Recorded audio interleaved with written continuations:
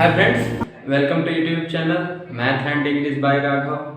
आइए आज की क्लास में हम पार्ट ऑफ स्पीच के जो कहा जाए कि हमने नाउन अभी पढ़ा है पार्ट ऑफ स्पीच में। आज हम जानेंगे कि प्रोनाउन क्या होता है, प्रोनाउन के कितने टाइप्स होते हैं और उनके डिफिनेशंस क्या होते हैं, उनका सेंटेंस में किस तरीके से यूज़ होता है, या फिर कहा जाए कि आप सेंटेंस में कैसे पहचान पाएंगे कि कौन सा प्रोनाउन है। तो चलिए आज की क्लास को स्टार्ट करते हैं और प्रोनाउन को जानते हैं और समझते हैं। तो हमने कुछ चीज़ों को हमने नोट कर लिया था पहले ही, क्योंकि लिखने में थोड़ा ज़्यादा समय जाता है, चीज़ों को एक्सप्लेन नहीं कर पाते, तो इसलिए हमने इसे नोट किया हुआ है। तो चलिए आइए इस सब चीज़ों को समझा जाए, कैसे आप समझ पाएंगे। जैसा कि आप देख रहे हैं प्रोनाउन क्या होता है। प्रोनाउन को हिंदी में सर्वनाम के नाम से जाना जाता है। हम प्रोनाउन को क्या करेंगे, टू पार्ट्स में डिवाइड करिए आप। एक आप प्रो में और दूसरा आप नाउन में डिवाइड करिए। प्रो का मतलब क्या होता है, ये हमने आपको जब पार्ट ऑफ स्पीच के बारे में जब हमने बताया था तो वहां पे हमने डिस्कस किया था। प्रो का मतलब होता है समर्थक या के लिए, और नाउन का मतलब तो आप जानते ही हैं, संज्ञा। यानी कहा जाए प्रोनाउन उसे कहते हैं जो संज्ञा के लिए आए या संज्ञा के समर्थन में आए। यानी हम कह सकते हैं कि प्रोनाउन क्या है। प्रोनाउन यहाँ पर डिफिनेशन देखें तो pronoun is a word which is used in place of noun. ये क्या कहलाता है आपका प्रोनाउन। ये तो रहा डिफिनेशन। अब अगर पूछ लिया जाए कि प्रोनाउन का हम सेंटेंस में यूज क्यों करते हैं, तो यहाँ पर हमने क्वेश्चंस को नोट किया हुआ है। Why pronoun is used in a sentence, यानी प्रोनाउन को वाक्यों में क्यों यूज किया जाता है। तो आप क्या कहेंगे, avoid the repetition of noun. यानी हम कहा जाए कि नाउन के रिपीटेशन को, यानी बार बार कहा जाए सेंटेंस में नाउन न आए, इस चीज को ध्यान में रखते हुए उसे अवॉइड करना होता है। इसलिए हम जो वर्ड्स यूज करते हैं नाउन के रिपीटेशन को कहा जाए अवॉइड करने के लिए, वही क्या कहलाता है आपका प्रोनाउन। जैसे हम एग्जांपल के तौर पर समझें, यहाँ पर जैसे दे रखा हुआ है टीना। एग्जांपल क्या कहता है, Tina went to the market because Tina wanted to buy a book. Tina, यहाँ पर आप देखें तो एक ही सेंटेंस में कहा जाए कि नाउन जो टीना है उसका बार बार यहाँ पर रिपीटेशन हो रहा है, तो इसलिए हमें क्या करना पड़ेगा कि इस रिपीटेशन को रोकने के लिए जो सेकेंड नंबर कहा जाए जो टीना यानी नाउन का प्रयोग किया गया है, यहाँ पर हमें एक वर्ड लेना पड़ता है और वही वर्ड कहा जाए क्या कहलाएगा आपका प्रोनाउन। तो चलिए यहाँ पर देखते हैं कौन सा वो प्रोनाउन है जो एप्रोप्रिएट होगा टीना के लिए। तो यहाँ पर आप देखें तो टीना के लिए जो प्रोनाउन आएगा वो क्या आएगा आपका, आप कहेंगे सी, और यही सी आपका क्या कहलाता है प्रोनाउन।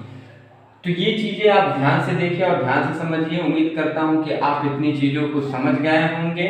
तो चलिए बढ़ते हैं नेक्स्ट। और चलिए अब हम प्रोनाउन के टाइप्स को देखते हैं। अगर आपसे पूछा जाए how many types of pronoun, तो आप लोग जानते ही होंगे। तो आप कहेंगे कि 10 टाइप्स ऑफ प्रोनाउंस, यानी जो प्रोनाउन होते हैं उनके कितने टाइप्स होते हैं, तो आप क्या कहेंगे 10।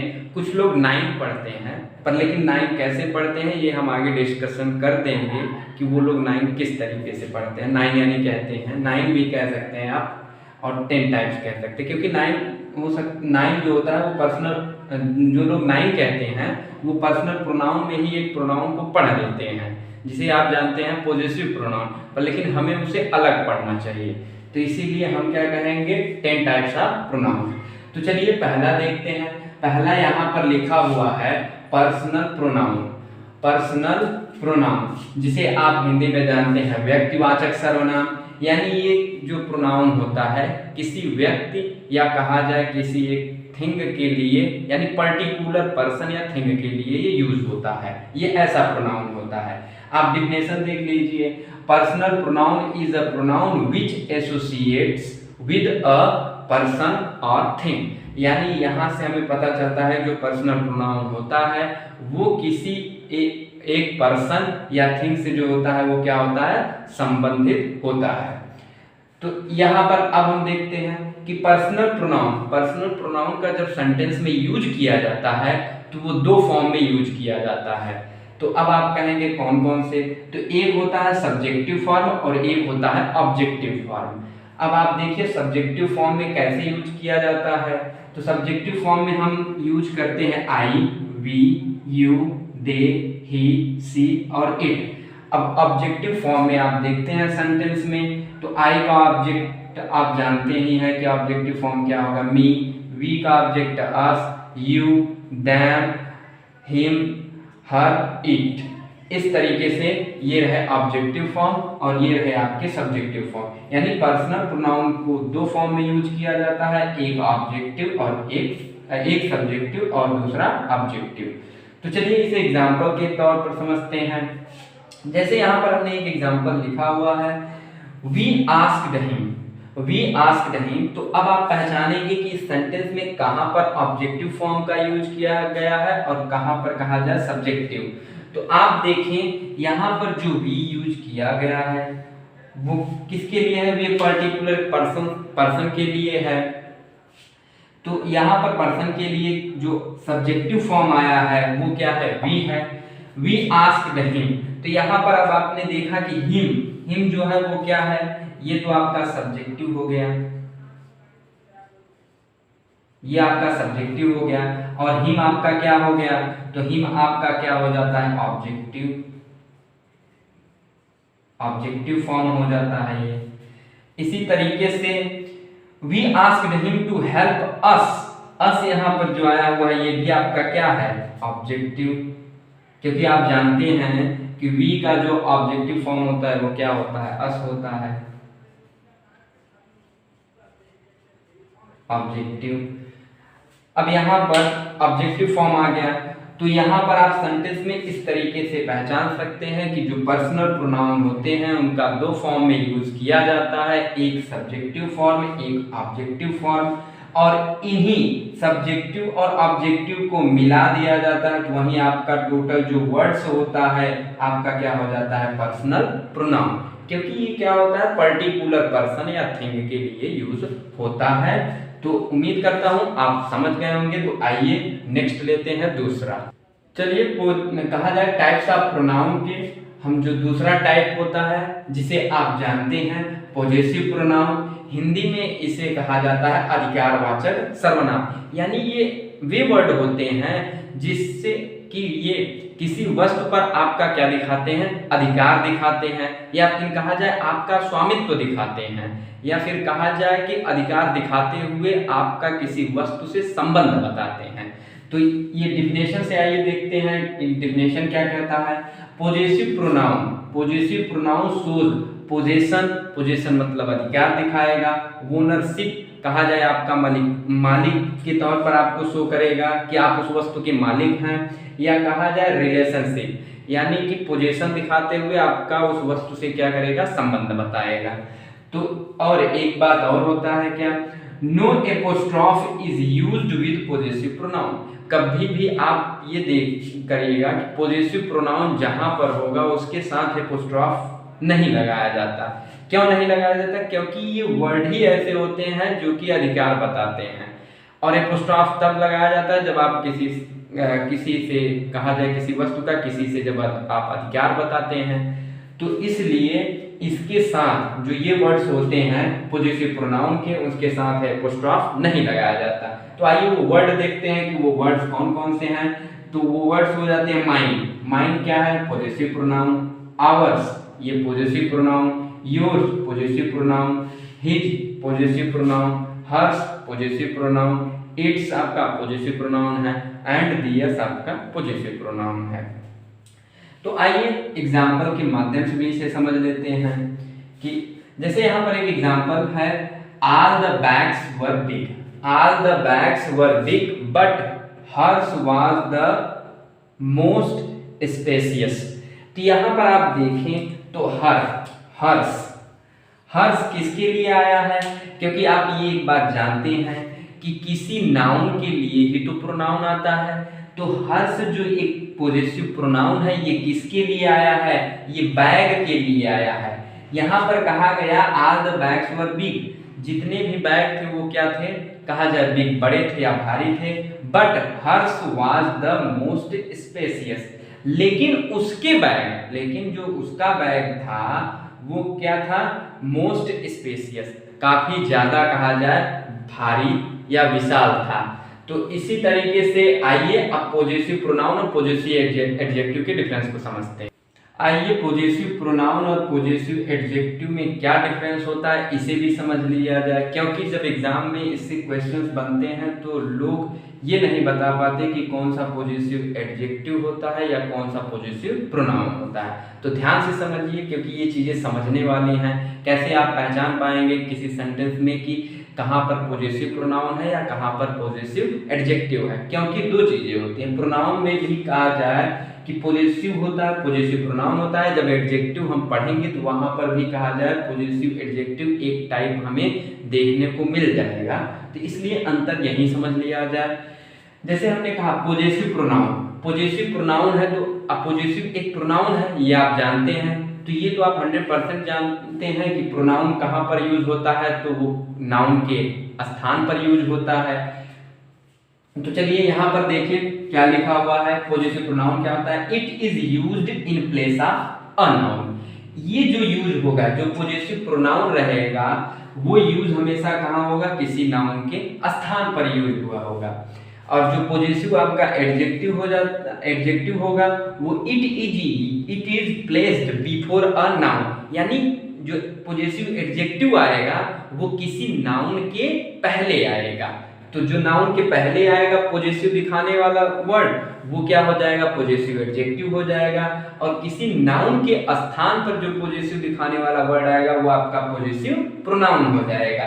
जैसे अब यहाँ पर एक एग्जांपल के माध्यम से समझते हैं। This is not my bag. अब यहाँ पर आपने देखा कि माई एक पोजीशन दिखाने वाला वर्ड आया है, तो वो किसके पहले यूज हुआ है? तो आप कहेंगे बैग जो है वो आपका क्या है? नाउन।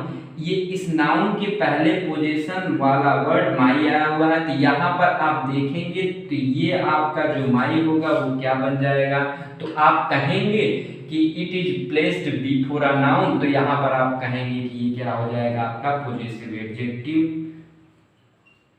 क्या हो गया? Possessive adjective.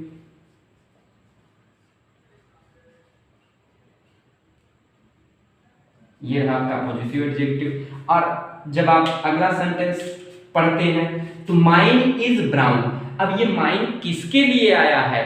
माइन क्या करता है? ये पोजीशन दिखाने वाला वर्ड है कि आपका उस बैग पर अधिकार दिखा रहा है। तो माइन का मतलब हुआ मेरा बैग जो है वो कैसा है? Mine is brown. तो यहाँ पर बैग के लिए जो वर्ड आया वो माइन आया हुआ है। तो यहाँ पर माइन देखा जाए, जो बैग क्या है? नाउन है। तो नाउन के लिए शब्द जो वर्ड आया है माइन, ये क्या हो गया आपका? तो इसे आप कहेंगे कि नाउन क्या होता है कि it is used in place of a noun. तो ये आपका बन जाएगा पॉजेसिव। ये आपका बन जाएगा पॉजेसिव प्रोनाउन। तो इसे आप क्या कहेंगे? Possessive pronoun. उम्मीद करता हूं कि अब सेंटेंस में जब भी आपसे पूछा जाएगा कि कहां पर पॉजेसिव प्रोनाउन है या कहां पर पॉजेसिव एडजेक्टिव है तो आप आसानी से पहचान लेंगे। तो चलिए आते हैं, तीसरा नंबर हम लेते हैं जिसे आप रिफ्लेक्सिव प्रोनाउन के नाम से जानते हैं। तो उसे देखते हैं। आइए रिफ्लेक्सिव प्रोनाउन पर आने से पहले हम रिफ्लेक्सिव प्रोनाउन और एम्फेसाइजिंग प्रोनाउन को थोड़ा सा समझ लेते हैं। उसके बाद हम रिफ्लेक्सिव प्रोनाउन का थोड़ा सा कहा जाए और डिटेल्स में चर्चाएं करेंगे। तो रिफ्लेक्सिव प्रोनाउन और एम्फेसाइजिंग प्रोनाउन, ये जो प्रोनाउन होते हैं ये सेम होते हैं। अब हमें को ये समझना होता है इसमें कि इनका यूज कैसे और कहाँ किया जाता है। तो इसलिए ध्यान से देखिए और ध्यान से समझने का प्रयास कीजिए। Reflexive pronoun and emphasizing pronoun, या जिसे आप एम्फेटिक प्रोनाउन के नाम से भी जानते हैं। रिफ्लेक्सिव प्रोनाउन को हिंदी में कहते हैं निजवाचक सर्वनाम, यानी इसमें कहा जाए कि सेल्फ के बारे में कोई किसी को एक्सप्लेन करता है, सेल्फ के बारे में एक्सप्लेन किया जाता है। एम्फेसाइजिंग प्रोनाउन, एम्फेसाइजिंग प्रोनाउन मतलब कहा जाए ये बलदायक, बल देने वाला सर्वनाम इसे कहते हैं, या आप कह सकते हैं जोर देने वाला सर्वनाम। जब किसी चीज पर आप जोर देकर किसी चीज को कहते हैं तो वहां पर एम्फेसाइजिंग प्रोनाउन का यूज होता है। तो यहाँ पर देखिए, reflexive pronoun and emphasizing pronoun having identical form, यानी इनके जो फॉर्म होते हैं वो क्या होते हैं, सिमिलर होते हैं, सेम होते हैं।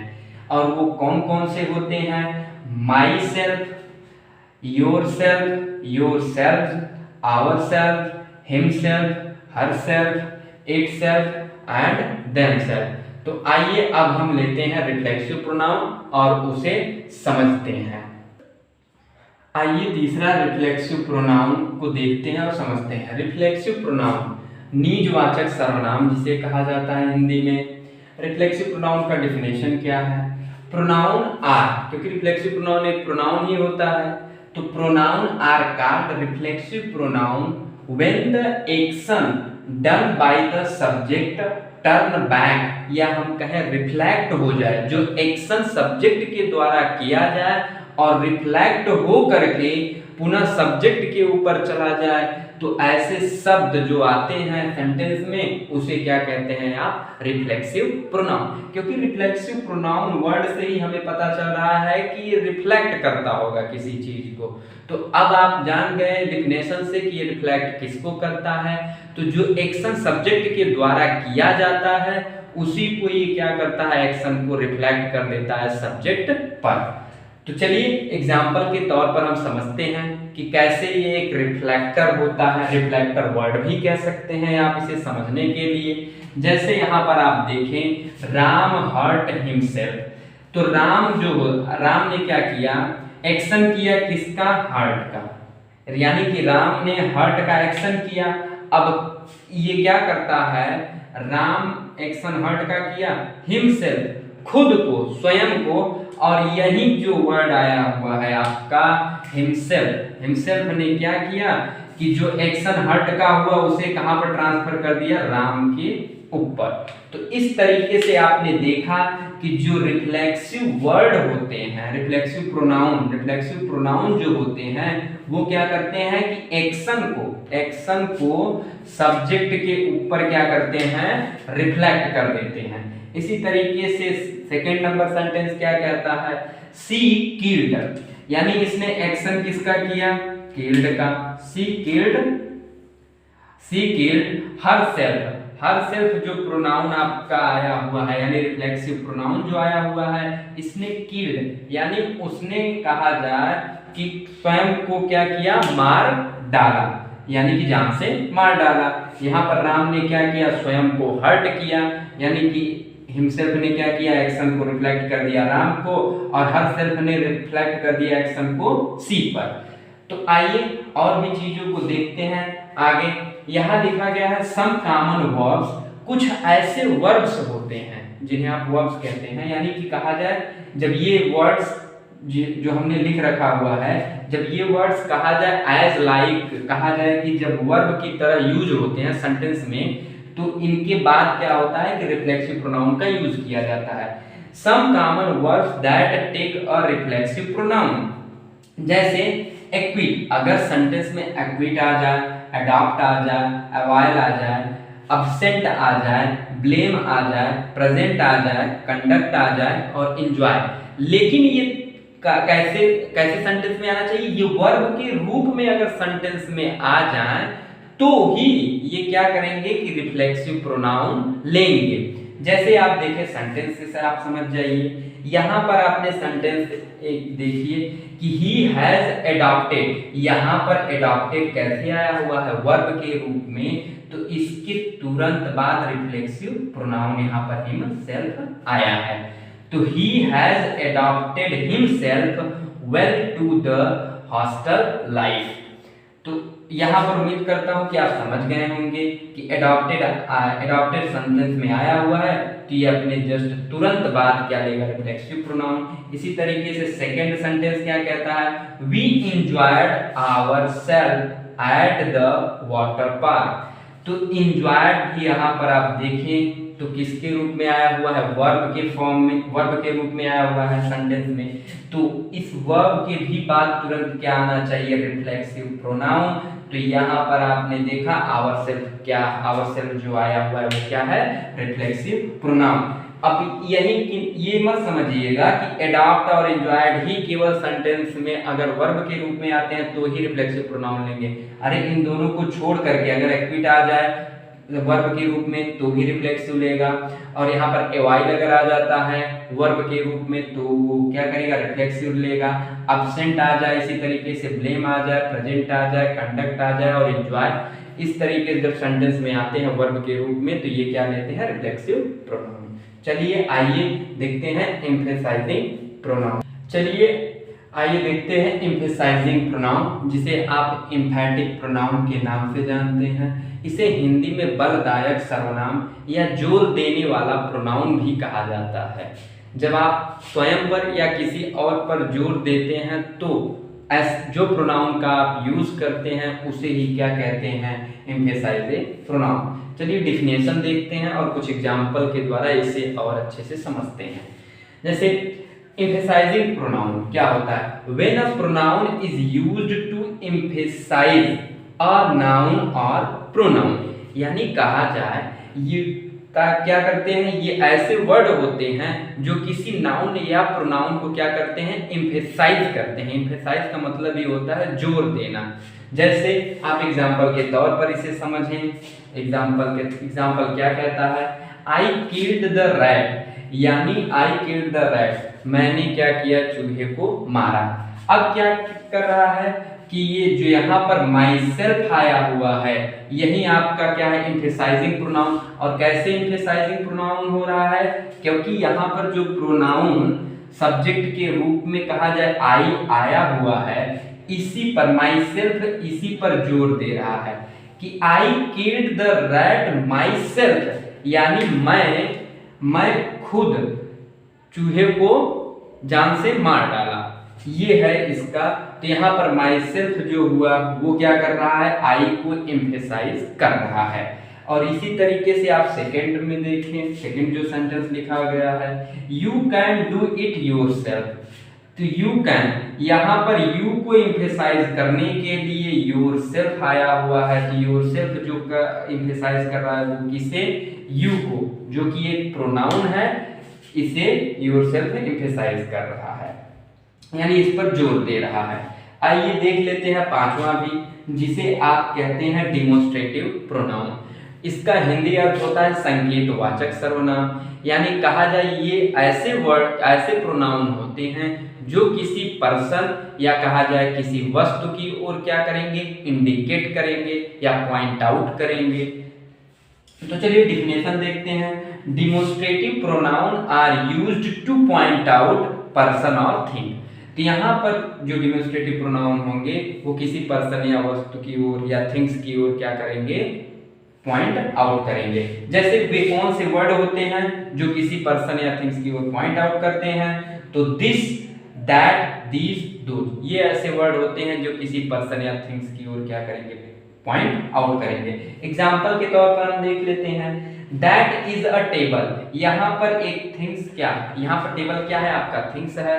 तो दैट जो आया हुआ है, यहाँ पर दैट जो आया हुआ है वो क्या कर रहा है, टेबल को क्या कर रहा है, पॉइंट आउट कर रहा है।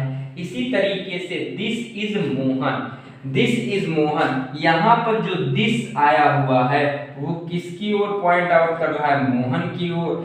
तो इसलिए यहाँ पर जो दैट और दिस हुए वो आपके क्या हुए, डिमोन्स्ट्रेटिव प्रोनाउन। तो चलिए आइए, एक डिमोन्स्ट्रेटिव एडजेक्टिव भी होता है, तो डिमोन्स्ट्रेटिव प्रोनाउन और डिमोन्स्ट्रेटिव एडजेक्टिव में क्या अंतर होता है इसे भी समझ लिया जाए। आइए देखते हैं कि डिमोन्स्ट्रेटिव प्रोनाउन और डिमोन्स्ट्रेटिव एडजेक्टिव में क्या अंतर होता है।